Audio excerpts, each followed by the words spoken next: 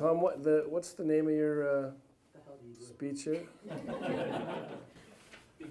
I am delivering a sermon on cognitive bias. So, welcome, my brothers and sisters. Now it's time for the sermon. As with many sermons, we'll start with a reading. The reading is from my Bible. It's called Thinking Fast and Slow. It's by the only psychologist to ever win the Nobel Prize in Economics. His name's Daniel Kahneman. So let's start with a reading from the book of Daniel. An inconsistency is built into the design of our minds. We want pain to be brief and pleasure to last. But our memory has evolved to represent the most intense moment of an episode of pain or pleasure, the peak, and the feelings when the episode was at its end, but ignores the duration of pain or pleasure. This is called duration neglect and the peak end rule. So we designed an experiment using a mild form of torture that I will call the cold hand situation. Participants are asked to hold their hand up to the wrist in painfully cold water until they are invited to remove it. Each participant endured 2 cold hand episodes. The short episode consisted of 60 seconds of immersion in water at 14 degrees Celsius, which is experienced as painfully cold but not intolerable. The long episode lasted 90 seconds. Its first 60 seconds were identical to the short episode. At the end of the 60 seconds, the experimenter opened a valve that allowed slightly warmer water to flow into the tub.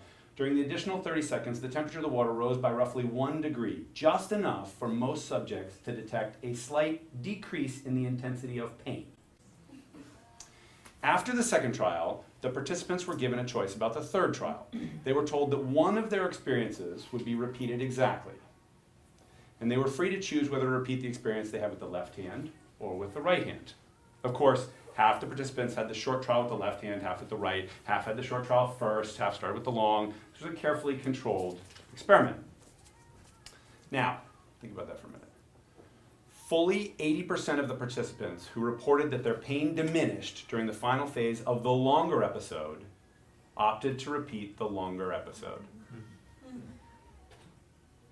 thereby declaring themselves willing to suffer 30 seconds of needless pain in the anticipated third trial.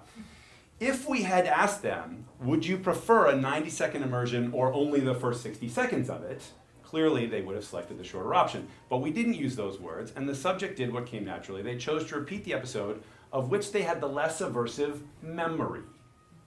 The subjects knew quite well which of the 2 exposures were longer, we asked them, but they didn't use that information. Rules of memory, the peak end rule, and duration neglect determined how much they disliked the 2 options, and which in turn determined their choice. So, think about this for a minute, right? Your memory doesn't work very well. It remembers the peaks, it remembers the endings, but it doesn't remember all the stuff in between.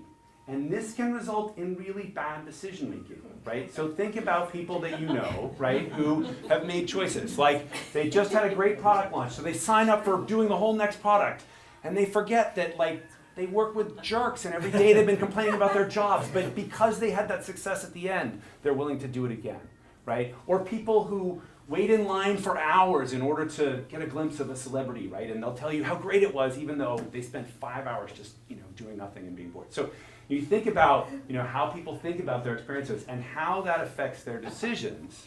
This is a really important thing to understand. So great. So now I've told you all about it, you get it, and you're never going to make this mistake again. In fact, you guys never make this mistake, right? It's only the other people who make this mistake. So turns out it's not the way it works, right? Not only do we have these cognitive blind spots that are built into the wiring of our brain, but we're blind to the blind spots, right? When we're wrong about things like that, we're confident that we're right. And we come up with rationalizations and explanations for why we're right, right? So, I told you about this thing that your brain does wrong, and you can't do anything about it. So, why the sermon?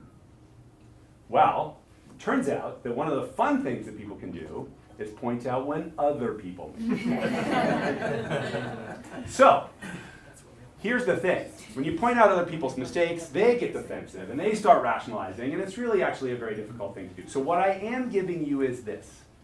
I'm giving you a word to describe this particular kind of cognitive bias.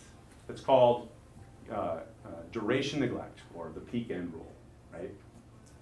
When you see someone else committing this fallacy, you can now say to them, hey, you're committing the duration neglect fallacy. And now instead of it being, hey, you're wrong or you're mistaken, it's more like, hey, you have a runny nose. It's something over which you have no control. It's part of something that happens inside your brain, and you guys can work together now to figure out what the right decision maybe should be. So that's kind of interesting. So just to go back to the book of Daniel for a moment here.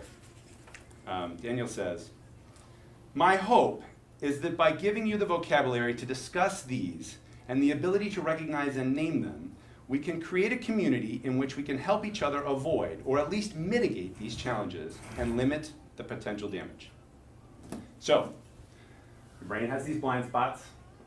Not only do they have them, but you can't actually see them because you're blind to the blind spots. But we can often see each other's blind spots. And if we have names and vocabulary around that, we can talk to each other a little bit about it. So here's the lesson. The lesson is this.